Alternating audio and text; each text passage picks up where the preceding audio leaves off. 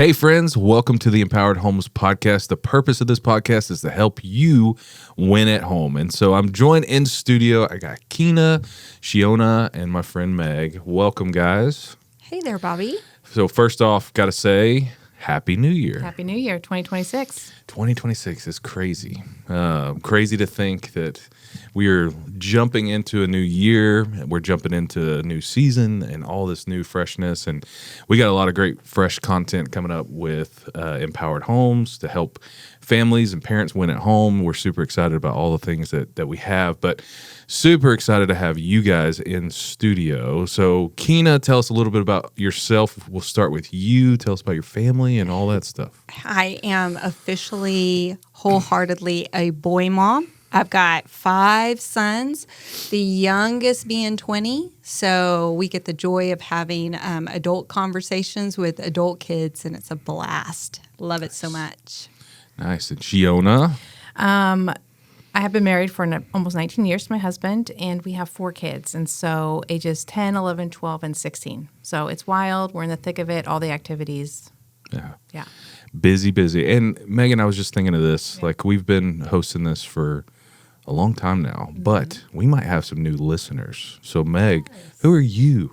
Well, I am Megan Landi, and I am married to Joe Landi. We've been married for 19 years. We have 2 kids, a sophomore, a boy who's a sophomore in high school, and a daughter who is a 3rd grader. And life is full and fun. Yes. Yes. And I'm Bobby, and super excited to launch into this new year. I'm married to my amazing wife, Jen, for 19 years.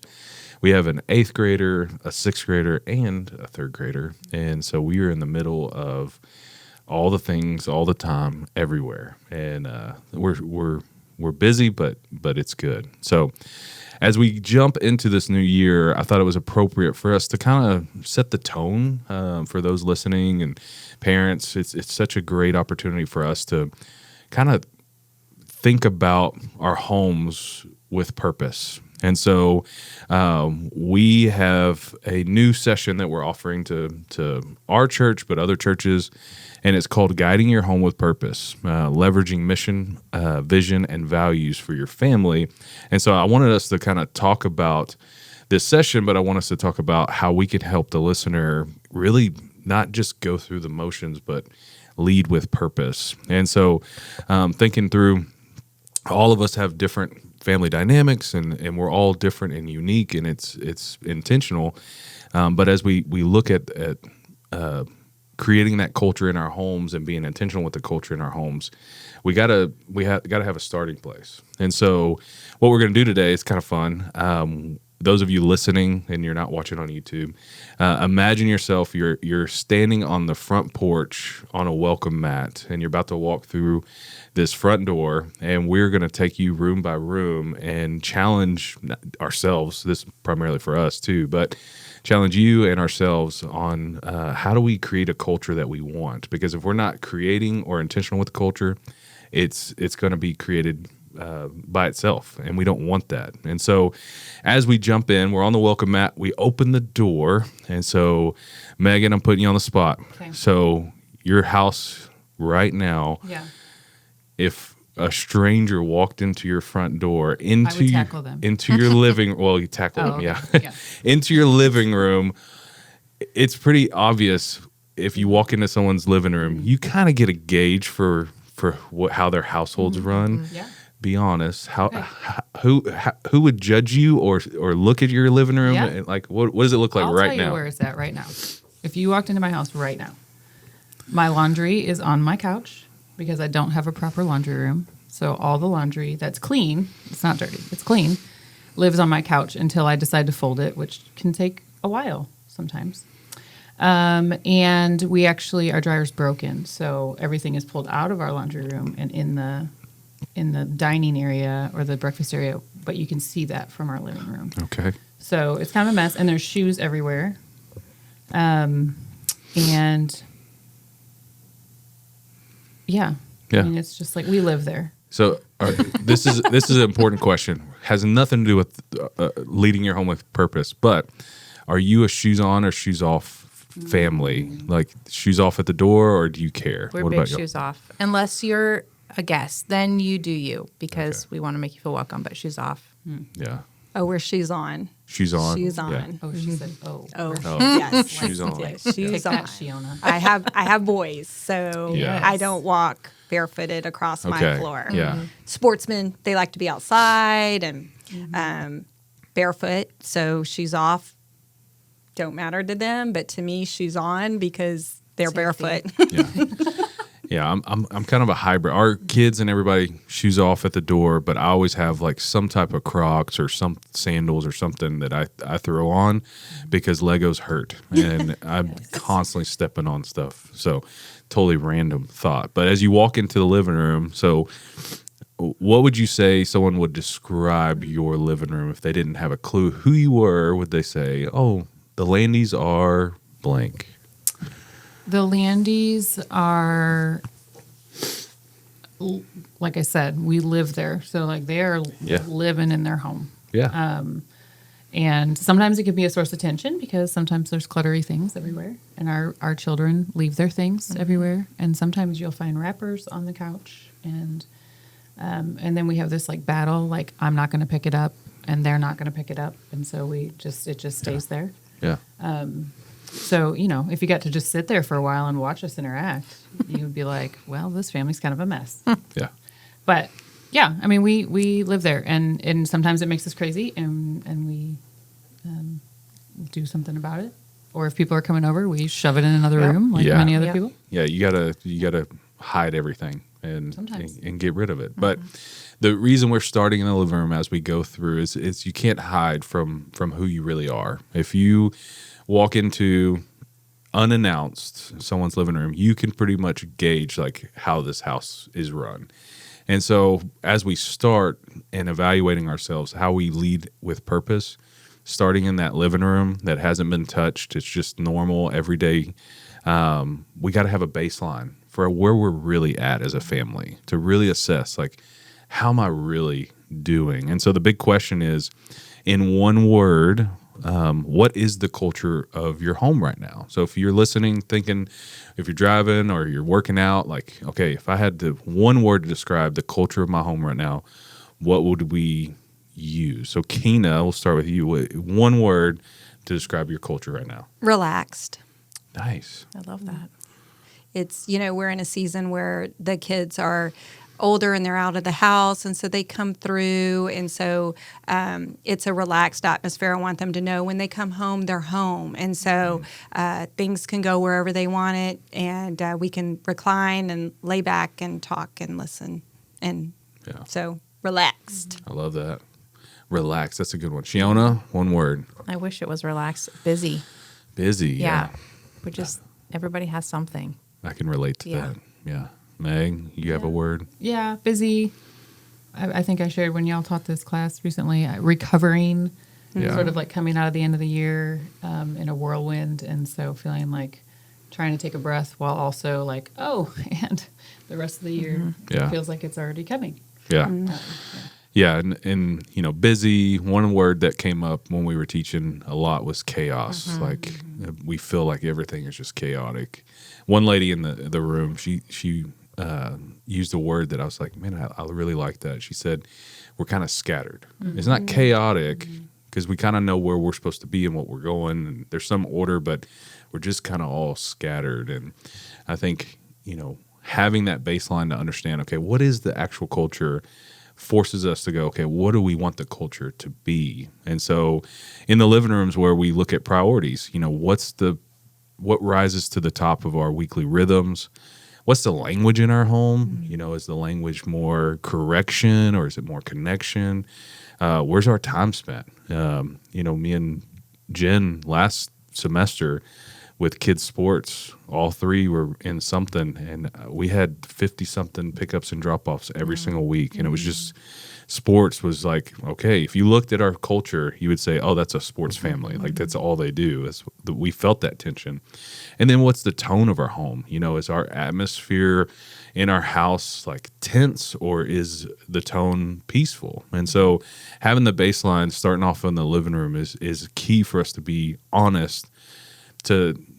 We can't go where we want to go without knowing where we're at. And so transitioning from the living room, we're going to kind of move down just a little ways, depending on how your house is, to the kitchen table. And Shiona, you have some wisdom about the kitchen table. Share with us. I love that you said the word scattered, because I feel like the kitchen table is the gathering. Our lives are so busy, and the kitchen is where, or the table is where a lot of times we get to kind of look across at one another and be intentional and share vision, speak vision into our family and where we're going. And I like the saying, beginning with the end in mind, and just having those opportunities to settle on what is our family about, where are we going, and sharing that with your kids. And so a question that I love that we asked recently of one another is, if everything in our family turned out the way we wanted it, what would it look like? And I love that question because it's allowing yourselves to dream. What is the end goal? What is the dream? And writing that down, and then creating your vision to match and align with where you're going. So. Yeah, and having that kitchen table of asking the question, like, where are we going? Yeah. It's funny because just about every year on our anniversary, me and Jen, we sit down. It's like, what's the next 5 years look like? It just, I don't know. It just kind of comes up in our conversation. We're thinking 5 years ahead. And we were talking this week of one day, hopefully not anytime soon, but we're going to have grandkids. And so begin now to look at the vision of where we want our family to go and say, I want my grandkids to know and love Jesus. So what am I going to do now in my home for my kids to pour into them so much so that I can see my grandkids know and love Jesus? And so it just, understanding where we're going is a huge part. And the kitchen table is the framework for that. And so thinking 1 year from now, thinking 5 years from now, not letting time just slip away, but being intentional to go, okay, what are we aiming for? Yeah. It's a huge one. So shifting from the kitchen table, now we're going to go down the hallway. And so do y'all have hallways? There's some houses I've been to recently that don't have hallways. Yeah, we have a newer build, so it's not really much of a hallway. Yeah. Yeah.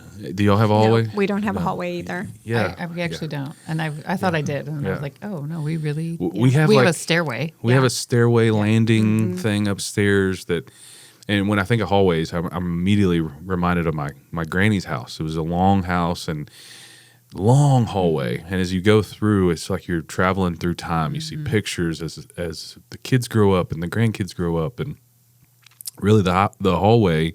And when I think of it, is it's the place where your priorities are displayed, where you have awards or photos or whatever your family prioritizes. That's what goes in the hallway. And so when we look at vision, we also got to look at what we value. And so what are the non-negotiables for our home? What are the things that we're going to say, these are our values, this is what our family's about? And Kina, thinking about your home, even while you had kids in it, but even now, like, what were some of y'all's values that you held on to or do hold on to? Oh, yeah, we still hold on to them. And we value integrity and high principles. And we like to be countercultural in the sense that we want to follow Jesus as a family, and that's our legacy. You were talking about grandchildren. I'm blessed that we did set those intentions early on purpose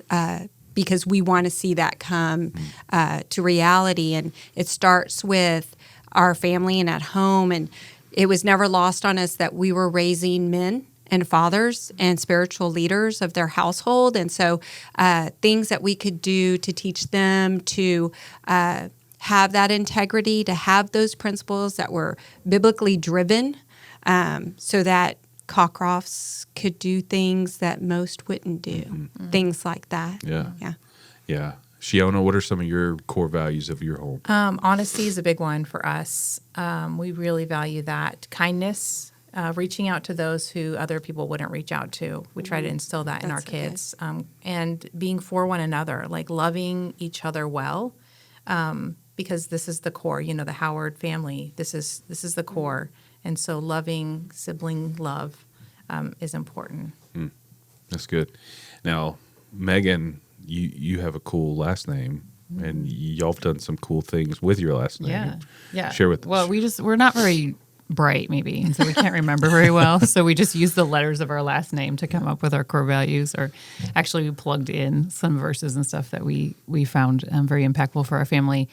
And we condensed them to a few words. So Landi, Landi, love God and others, always speak the truth, never quit until God tells you, dream wildly, and inspire others. And so we use that a lot just throughout everyday life. Where so our kids are coming up against something that's difficult and they want to quit. Hey, Landi's never quit until God tells us. And so until you're certain that God is telling you not to do this thing, you're committed to doing it. And so just things like that. Yeah. But it's easy for us to remember. I love it. And with, we're talking about creating that culture and being intentional. Like if you hadn't ever sat down and thought about core values, I always say start with 5 things that you want when your kids walk across the stage, graduation, and they leave your home, whenever that is, you could say, man, we poured these 5 core things into our kids so that they knew it and lived it and breathed it. And for us, the core values, I always think of it like a filter. Life is going to come at you. You got stress, you have school, all the things coming at our kids, coming at us as a family. And so if you have that filter, it's coming through the top, and then your core values is the filter. And then when it comes through the bottom of the filter, that's the decisions that we make. So we filter everything that we have, every decision that we have through the core values of our home. And just like you said, you don't quit. And so it can easily go, be done, whatever, you don't like it. So, but that's because that's a core value. You make a decision based off of that, of like, we're going to see things through. And so the hallway is all about our priorities. What are our core values? And so as we continue moving down the hallway, most hallways have several different doors on them. And most of the time in the hallway, those are bedrooms. So let's transition to bedrooms. And Shiona, let's talk bedrooms. Yeah, so this is an opportunity to really look at each individual in the home, right, that make up that home and that mission. And so it's a chance and an opportunity to call identity in your kids. And words really matter. And our kids hold words dear. And so being able to just ask yourself questions like, what is God, doing in their lives, and what are the talents that are resurfacing, and how is He shaping their identities? And then, calling out identity rather than pressuring performance, especially in our culture. And then it's important to share those things with your kids. So my husband and I, we did that. We took some time away and we thought about each kid and we wrote those things down, and we came back and gathered them together and we just shared what we found. And it was really impactful for them to hear the things that we saw God doing in their lives, and to hear about one another, that they mattered in our family, that they were an important part of our family. And so then that leads you to kind of create a family mission statement. What is your family about? Where does God want you to go? What are you going to be about? And then just revisiting that, and looking at it every year and shaping that is really important. Yeah.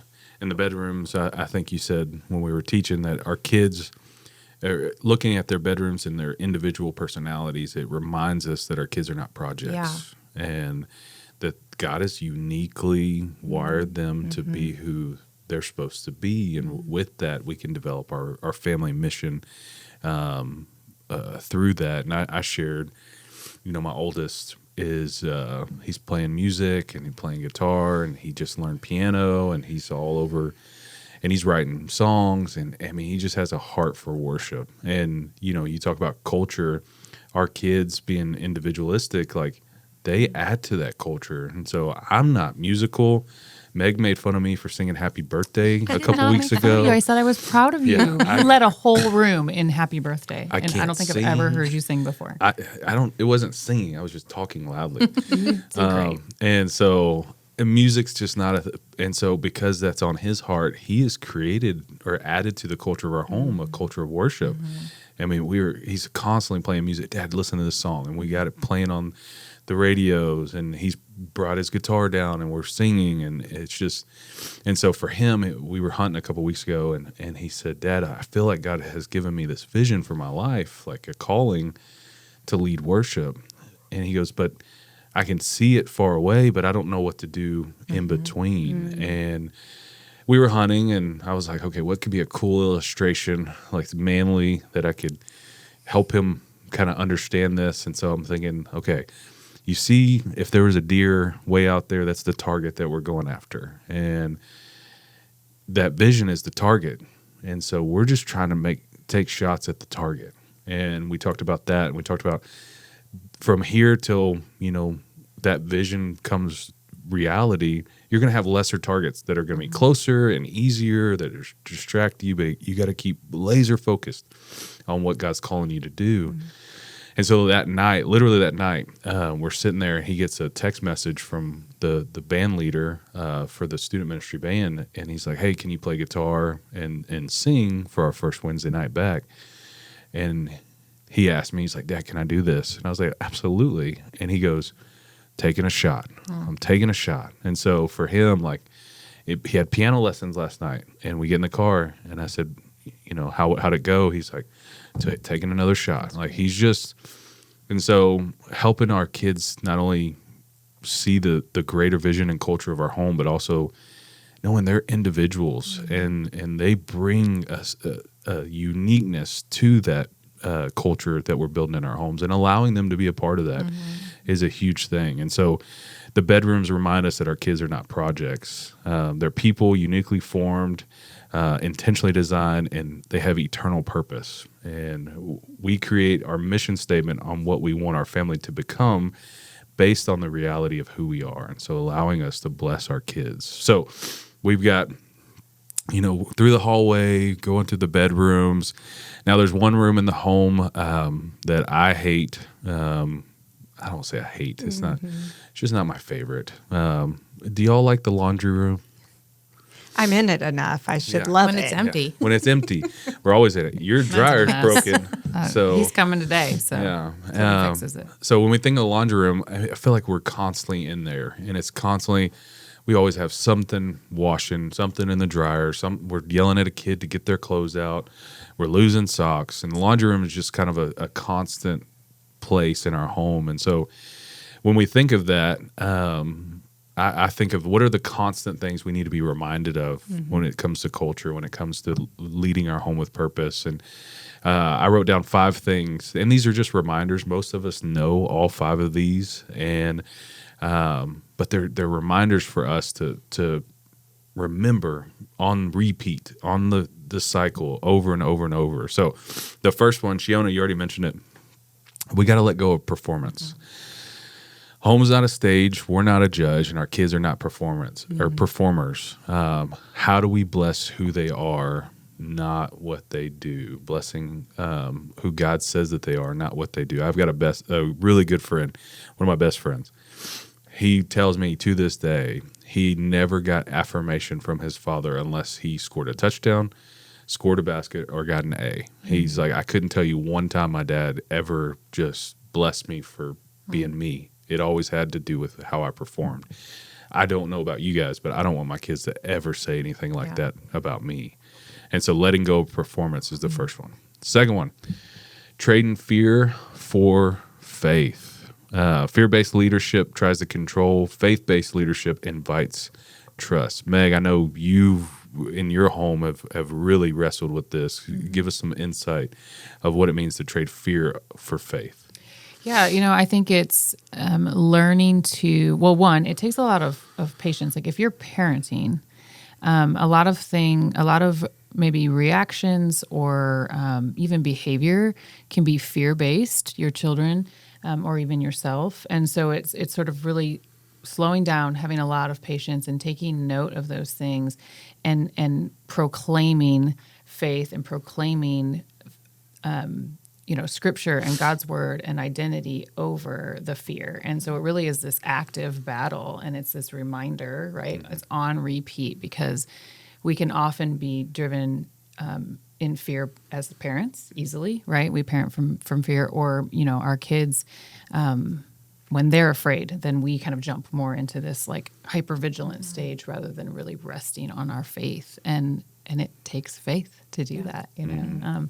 But it's something that we've battled a lot, and the Lord has taught us a lot through it too. Yeah. And I think another component of it is we're so fearful about our kids. Kina, was there ever a moment where you were worried about your kids making friends at school, or you're worried about them making the right decisions, or you have this constant soundtrack maybe in your head of just constant fear while your kids are away from you? And because you've had older kids and now you've got kids outside the home, is fear ever play a role in that? Oh, absolutely. They are making real adult decisions these days. They have families of their own. I worry about them being the best parents that they can be. I worry about them, having the household and the family that I hope that God has for them, and them choosing to do that. And, those kind of fears will wake me up in the middle of the night, and I have to push them down and say no. I have to rely that, or trust that God's got them, and that we raised them well as we could, and they're going to do great things in the world just like God wants them to do. So, yeah often. Yeah, and that's the key. When we're saying trading fear for faith, you just hit it on the head. It is that trusting the Lord has it. Mm-hmm. Trusting, like when I'm worried about my kids, who they sitting with at lunch? Are they sitting with the right kids? Are they making the right decisions? Are they making friends? Like, do I trust that the Lord has them and cares for them and loves them and is with them and leading them? And so it's that trading fear for faith for us. So that's the second one. Third one that we got to keep on repeat and keep cycling through every single day is modeling dependence. And what I mean by that is us as parents. We don't need to be a hero. Kina, Shiona, are y'all perfect hero parents? No. Absolutely not. So we make mistakes, right? Our kids don't need us to be perfect, but they need to see us depend on Jesus, even when we're not perfect.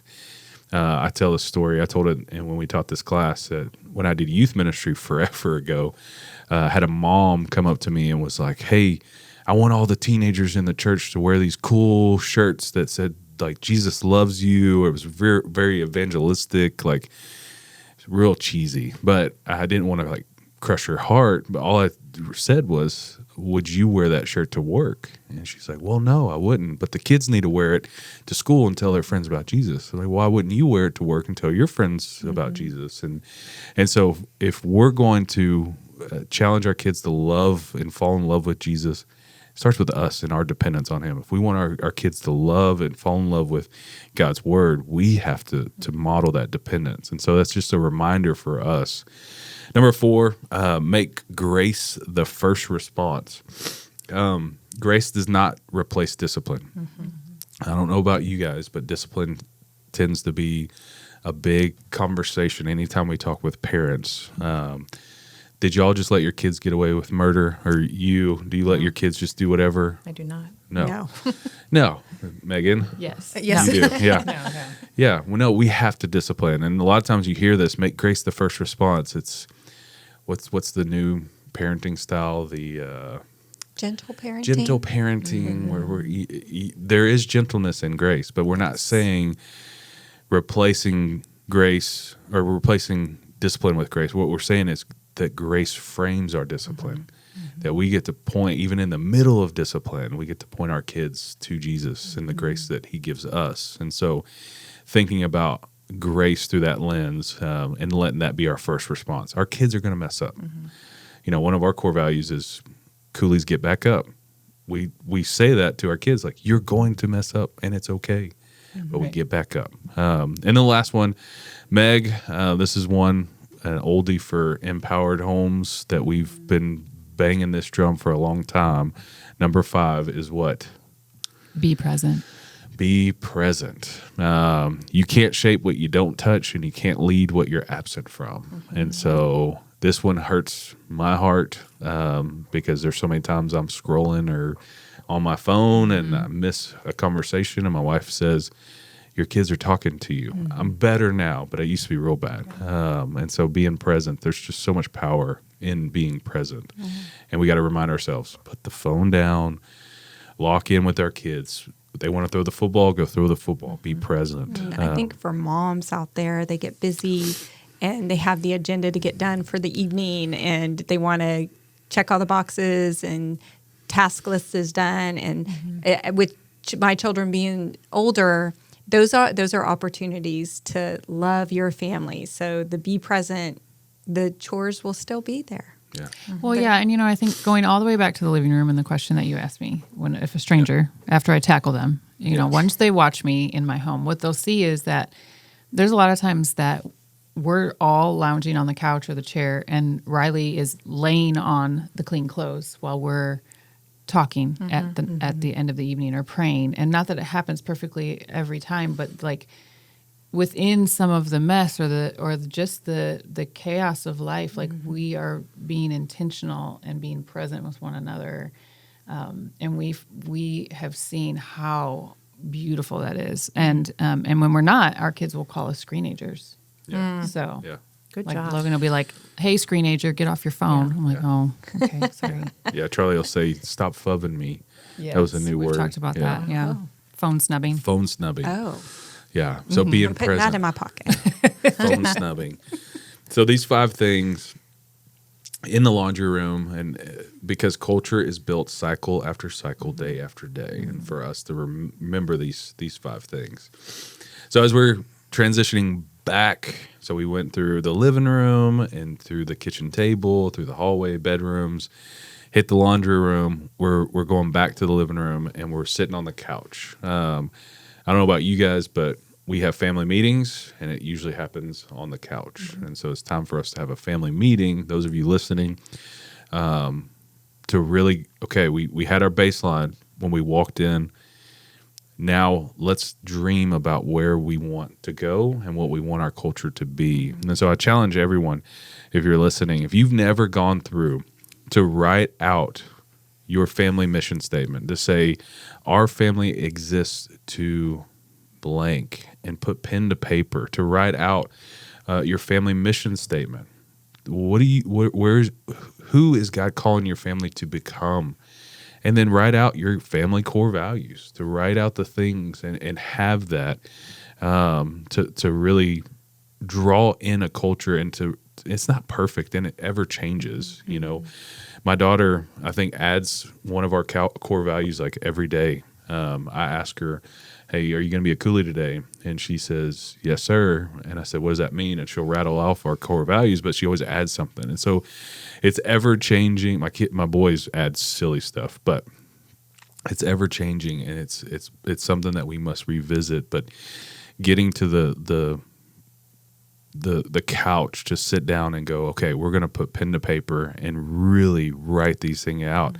It helps us bring clarity to what we're trying to go after. So that's our challenge this new year, for us to guide our home with purpose, to look at our family mission statement, to look at our core values, and to really dream about vision and where God's leading us. That's going to shape us into this new season. So any last words from you guys? Thank you all. I will just say it's never too late to start this. Our daughter is 16, and my husband and I really just started writing these things down about a year and a half ago. And so the point is not to feel bad about starting late. Yeah. It's never too late. Just do it. Good word. Yeah. Yeah, and I think too, when you're doing this, be sure to ask your kids' input, especially if they're older, Yeah. because they have really profound things and experiences in being a part of your family. And some of the things that they say are like will floor you, and ownership, like that helps bring ownership. And the other thing is, I think of this, we think of mission and vision a lot of times, or even values. You think of companies or corporations, and there's a reason that they do that, right? Because they're trying to create a culture, a work environment that everybody is moving towards the same goal. And so, we can say, God calls us all to go and make disciples, and that is very true, and we all are called to do that. But when you really dig into and ask God, like not just be like, we're going to tell you, God, what we value. No, when you ask Him, like, tell us, what do you want us to value, Lord? and you're all moving towards the same purpose. And then I was just thinking, it's over time that Charlie, when you shared about Charlie feeling called into worship ministry, that's over time. It's been small things that over time you've had conversations and you've sat down together and you've spoke it in the car. We talk about all the everyday rhythms. And so it's just over the course of time. But it's little moments that all add up to these really wonderful things that are just, they're legacy builders. And so I think that's the beauty of being able to do this. It's not just for like companies that make money, or nonprofits that have this vision of reaching the world. Like this matters in our families. Well, and I think too that to build on that a little bit, you have a culture. Yeah. Yep. There's one that exists right now. And so you have the opportunity to take up a challenge and give it direction, to give it purpose that you want prayerfully to seek, And so it's an opportunity to make culture. Yeah. If we're not intentional, if we're not taking the time to guide the culture, it's going to happen without us. Our kids, their worldview is going to shape who they are and shape how our home operates and all that. So we got to put the time and energy into it.